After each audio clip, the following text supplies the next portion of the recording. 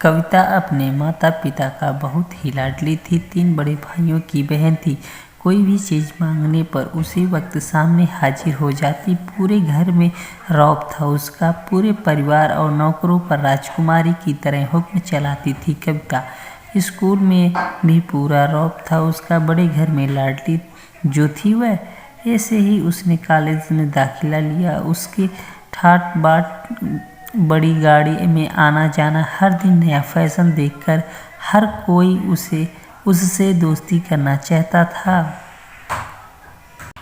थोड़े ही दिनों में उसके बहुत से दोस्त बन गए। पूरे कॉलेज में उसकी अपनी ही एक पहचान थी। इन दिनों उसके घर एक रिश्ता आया। खानदानी लोग थे और पापा की पुरानी जान पहचान थी। उसके साथ कविता के साथ कोई ज़बरदस्ती नहीं थी, पर कविता ने फिर भी हाँ कर दी, क्योंकि वह अपने परिवार से बहुत प्यार करती थी। यह जानती थी कि यह लोग उसका अच्छा ही सोचेंगे। लड़के का नाम राज था। काफ़ी पढ़ा लिखा और समझदार लड़का था। ससुराल वाले भी बहुत अच्छी थी। ससुराल में कविता की जगह वैसे ही थी जैसे कि मायके में कोई भी कार्य कविता की सलाह के बिना नहीं होता था। सबकी लाडली बहू बन गई थी वह। फिर उसके घर एक छोटा बेटा का जन्म हुआ।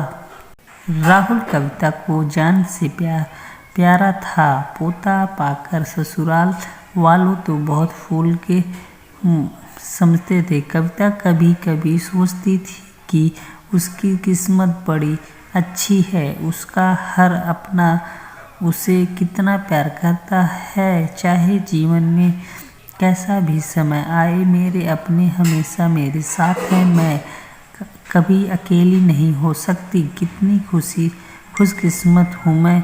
पर शायद कविता की खुशियों को उसकी अपनी ही नज़र लग गई थी। एक दिन वह मायके जाने की जिद पर बैठी। राज को बहुत काम था, लेकिन वह फिर भी उसे ले गया। रास्ते में उनकी गाड़ी अन्य गाड़ी से टकरा गई। कविता, राज और राहुल बहुत बुरी तरह से जख्मी हो गए। काफ़ी दिनों के इलाज के बाद राज और राहुल को ठीक हो गए, लेकिन कविता पूरी तरह से ठीक ना हो सकी। सर पर चोट लगने के कारण वह अपनी आंखों की रोशनी खो बैठी। अब कविता की किस्मत जैसे उल्टे पांव चलने लगी। मायके वाले कुछ दिनों तक उसे मिलने आते रहे, फिर कभी कभार फोन ही करके पूछ लेते कि अब कैसी हो।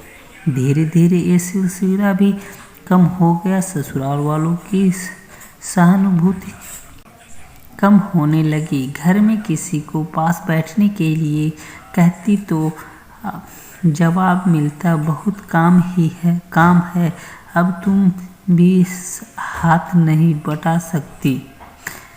राज भी चिड़चिड़ा हो गया, उस राहुल भी। दोस्तों, यह कविता की कहानी का पार्ट 1 है। पार्ट 2 अगर आप लोग देखना चाहते हैं तो कृपया कमेंट बॉक्स में मैसेज करें।